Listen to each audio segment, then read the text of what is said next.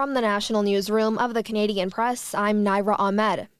After a political bombshell was dropped on Ottawa this morning, former Public Safety Minister Dominic LeBlanc has now been sworn in as Finance Minister after Chrystia Freeland surprised resignation from her post this morning. Freeland also stepped down as Deputy Prime Minister, saying she and Prime Minister Justin Trudeau found themselves at odds for weeks about the best path forward for Canada.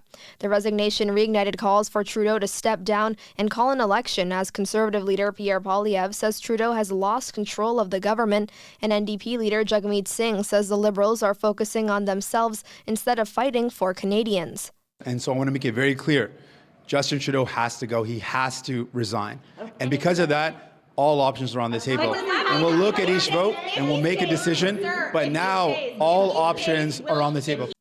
Singh stopped short of calling for an election and did not say that his party will end its support for the minority government. Trudeau was in attendance for LeBlanc's swearing-in ceremony at Rideau Hall, marking his first appearance since Freeland's resignation. Government House Leader Karina Gould tabled the fall economic statement document hours after Freeland resigned, showcasing a deficit for 2023 to 2024 at $61.9 billion. That's almost $22 billion more than forecast last spring. The deficit is projected to fall to $48.3 billion for the current fiscal year. The federal government is also promising to spend $1.3 billion over 6 years to beef up Canada's border security, but still won't say exactly how that money will be spent. Also today, a federal by-election is being held in British Columbia. Trudeau's Liberals have already lost 2 other by-elections, and this time the Liberal candidate is a local business owner facing off against a Conservative who previously held the seat. All 13 premiers will remain united as Team Canada in the face of a tariff threat from the United States.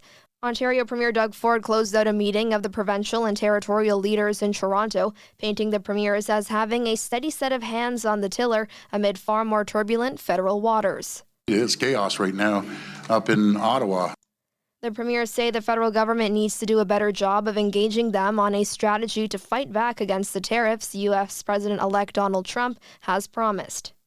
And new details are emerging on the victims of a shooting at a private Christian school in Madison, Wisconsin.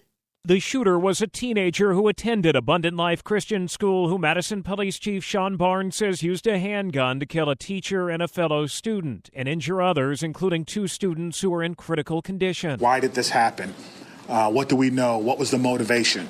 I do not know. When police arrived on the campus, the shooter was dead of suicide. Police did not fire any shots. Alex Stone, EBC News. This is the Canadian Press. In sports, the surging Edmonton Oilers host the Florida Panthers in NHL action tonight. The Oilers have won 5 straight games to move into 3rd spot in the Pacific Division. It's a rematch of last season's Stanley Cup final. Meanwhile, the Vancouver Canucks are home to the Colorado Avalanche tonight. The Canucks enter the game in 4th place in the Pacific Division, 3 points back of Edmonton. Dallas hosts Eastern Conference leading Washington in tonight's only other NHL game. The Toronto Raptors look to end a 4-game losing streak when they host the Chicago Bulls in NBA action tonight. The Raptors enter tonight's contest in second-last place in the Eastern Conference. Meanwhile, Vancouver will host a WNBA game next year between the Atlanta Dream and the Seattle Storm. The August contest will be the league's first regular season game held outside of the United States. The expansion Toronto Tempo team begins to play in 2026. And Montreal will host a Davis Cup first-round tennis qualifying tie between Canada and Hungary in February. From the Canadian Press, I'm Naira Ahmed.